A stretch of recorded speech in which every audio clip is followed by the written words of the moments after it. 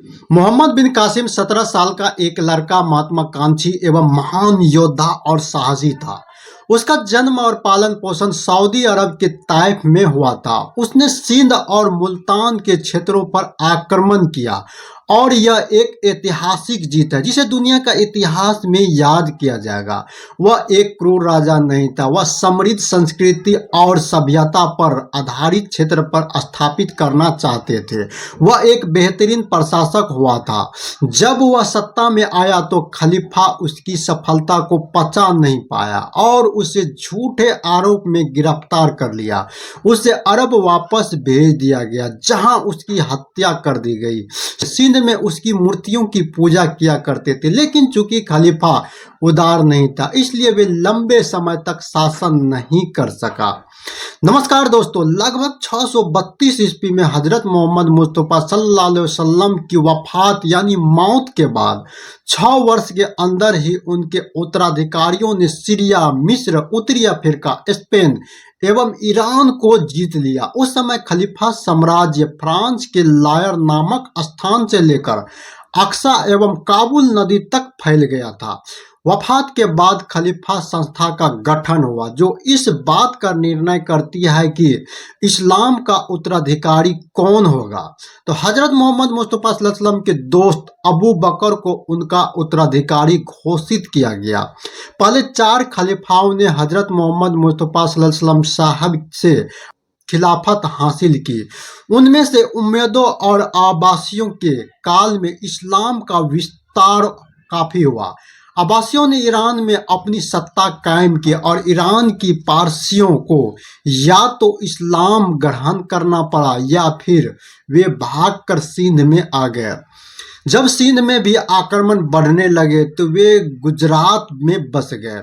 7वीं शताब्दी के बाद भारत पर अरब और तुर्क के मुसलमानों ने हमला करना शुरू किए।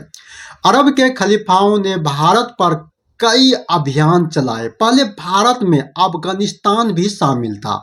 अरब सेनापति याकूब एलेस ने अफगानिस्तान को अपने अधिकार में कर लिया था। इससे पहले मोहम्मद बिन कासिम ने भारत के सिंध और मुल्तान पर आक्रमण करके यहाँ पर खलीफाओं को शासन का रास्ता साफ किया। मोहम्मद बिन कासिम भारत में इस्लामिक शासन का विस्तार किया और 7वीं शताब्दी के अंत में मोहम्मद बिन कासिम के सिंध पर आक्रमण और बाद के मुस्लिम शासकों द्वारा हुआ। उनका पालन पोषण उनकी मां ने किया और मोहम्मद बिन यूसुफ के लिए एक मूल्यवान संपत्ति साबित हुई। लगभग 712 ईस्वी में इराकी अरब शासक अल हजाज के भतीजे एवं दामाद बिन कासिम ने 17 साल की अवस्था में वह हजाज बिन यूसुफ का करीबी रिश्तेदार भी था और हजरत के प्रभाव के परिणाम स्वरूप युवा मोहम्मद बिन कासिम को किशोर अवस्था में ही फारस का गवर्नर नियुक्त किया गया और उसने उस क्षेत्र पर विद्रोह किया और कुचल दिया। सिंध और बलूच पर के अभियान का सफल नेतृत्व किया। दाहिर हार गया। सिंध और मुल्तान दोनों पर कब्जा कर लिया गया। मोहम्मद बिन कासिम ने मुल्तान को सोने का शहर कहा था। उन्होंने उम्मयद खलीफात के लिए सिंधु नदी के किनारे सिंध और पंजाब क्षेत्र पर विजय प्राप्त की। उन्होंने निरून किला जिसे सिक्का कहा जाता था, ब्राह्मणवाद, अलौर और मुल्तान और गुजरात में अपनी विजयी प्रगति जारी रखी। मुल्तान की विजय के बाद उन्होंने अपने हथियार कश्मीर के राज की सीमाओं तक पहुंचाया, लेकिन उनकी बर्खास्तगी ने आगे की प्रगति को रोक दिया गया और मुसलमानों ने अब पूरे सिंध और पंजाब के लिए हिस्से से लेकर कश्मीर की उत्तरी सीमा तक शासन किया। इस्लामिक खलीफाओं ने सिंध का फतह के लिए कई अभियान चलाए। 10,000 सैनिकों का एक दल ऊंट घोड़ों के साथ सिंध पर आक्रमण करने के लिए भेजा गया। 638 ईस्वी तक 7 से 11 ईस्वी तक 74 वर्ष के काल में 9 खलीफाओं ने 15 बार आक्रमण किया। 15वें आक्रमण का नेतृत्व मोहम्मद बिन कासिम ने किया। मोहम्मद बिन कासिम योद्धा थे। वहां के राजा दाहिर 679 ईस्वी में राजा बेने आज सिंध देश पाकिस्तान में है। मोहम्मद बिन कासिम इस्लाम के शुरुआती काल में उम्मयद खलीफा कलाकार थे, कमांडो थे। उसने 17 साल की उम्र में ही उसे भारतीय उपमहाद्वीप पर हमला करने के लिए भेज दिया गया था। कासिम का जन्म सऊदी अरब में स्थित ताइफ शहर में हुआ था। वह अल सकीफ कबीले के सदस्य थे। उसके पिता कासिम बिन यूसुफ थे, जिसके देहांत के बाद उसके ताऊ हजाज बिन यूसुफ ने उसे संभाला। उसने हजाज की बेटी जुबैदा से शादी कर ली और फिर उसे सिंध पर मकरान तट के रास्ते आक्रमण करने के लिए रवाना कर दिया गया।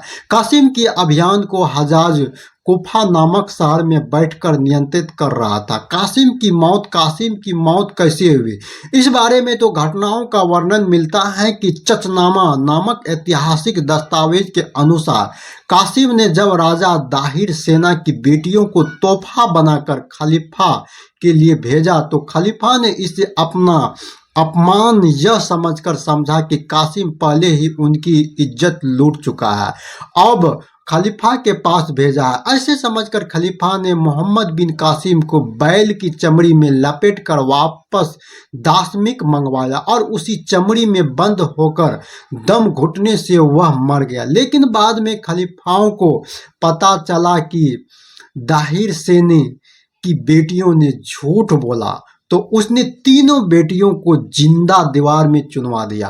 दूसरी घटनाओं में ईरानी इतिहासकारों और बलाजोरी के अनुसार कहानी अलग अलग है। उसने हजाज के सभी सगे संबंधियों को सताया।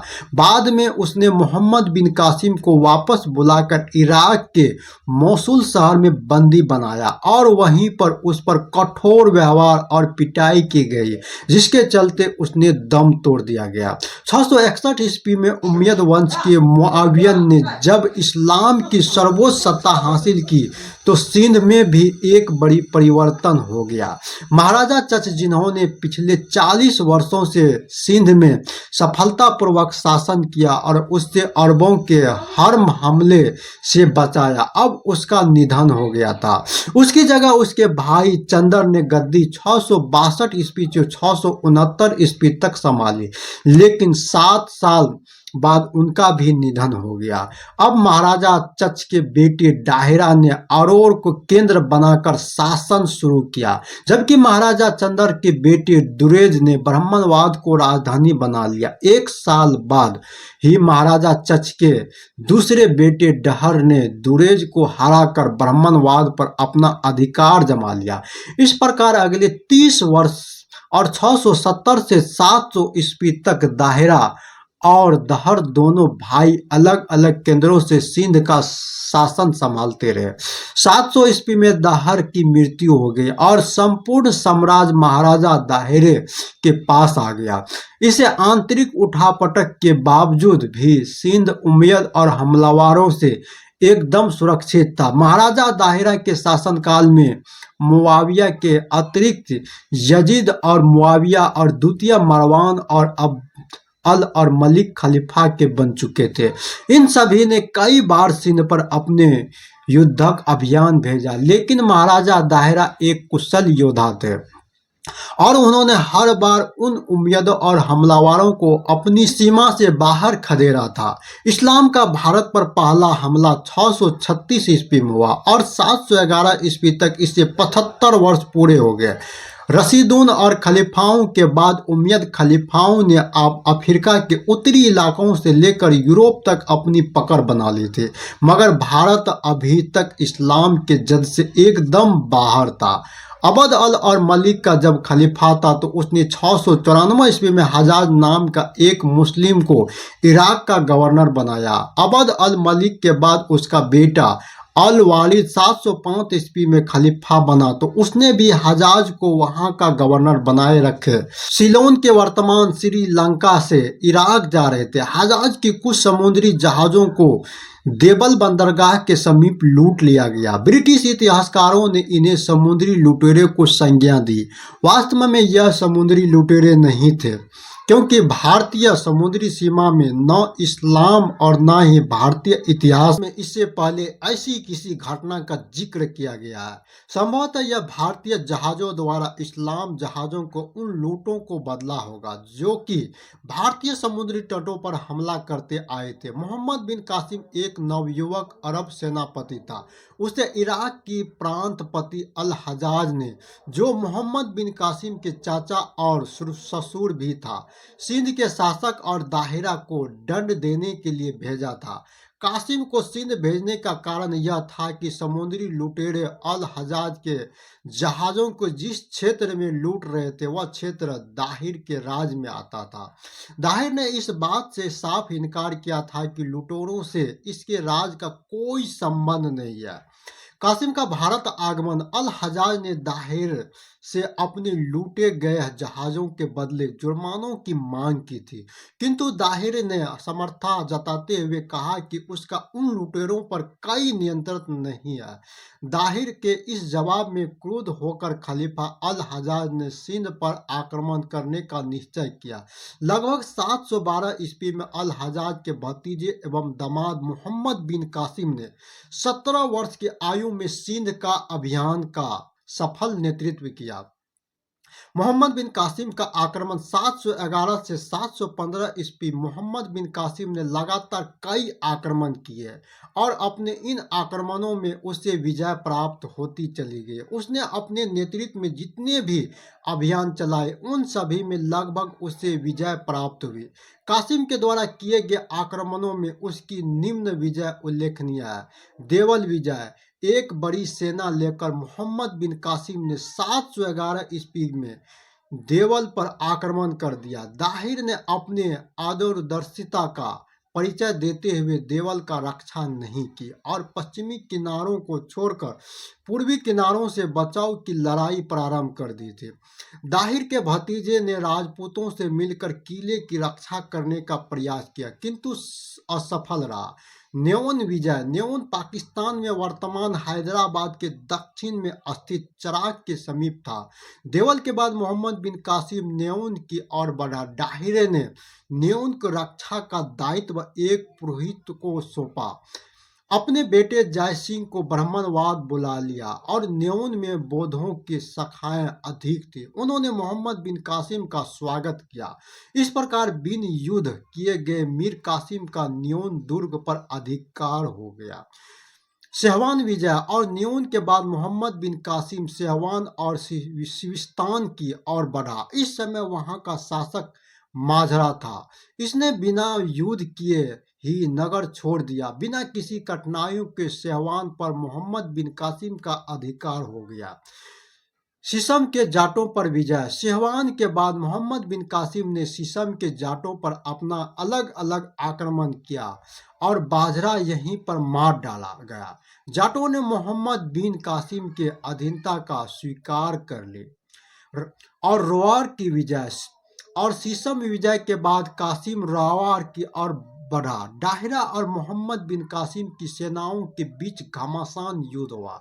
इस युद्ध में दाहिर मारा गया और दाहिर के बेटे जय सिंह ने रावर दुर्ग का रक्षा का दायित्व अपनी विधवा मां पर छोड़कर ब्राह्मणवाद चला गया।